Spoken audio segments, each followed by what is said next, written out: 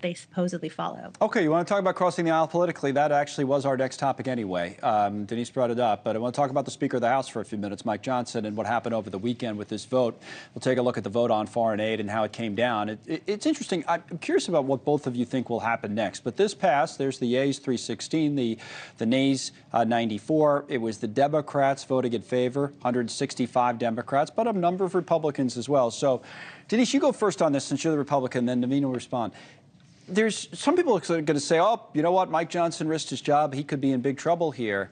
And then there's another school of thought that says, you know what, Mike Johnson kind of stood up to the fringe and his party, Marjorie Taylor Greene and the rest, and he might be in a stronger position than he's ever been. Where do you think he stands today? I think that he stands as a man of principle, which was proven over the course of the weekend, and he stands as a man of faith, who believes that his future rests in God's hands, not in the hands of anyone that might oppose him.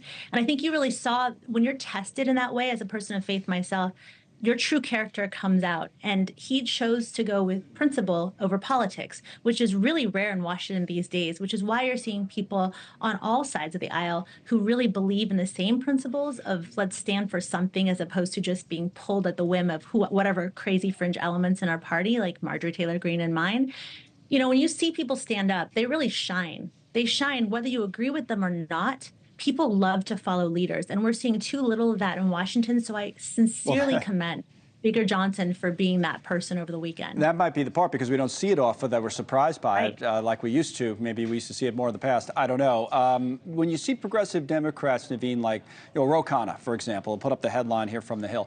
Ro Khanna's a liberal Democrat from California, and he says Speaker Johnson, quote, deserves to keep his job. What do you think?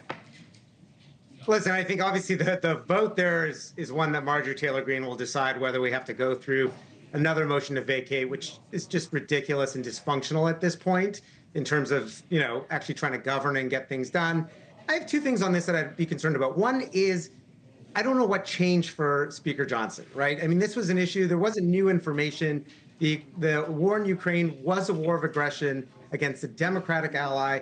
This should have been a no-brainer months ago, and it's too bad it took so long.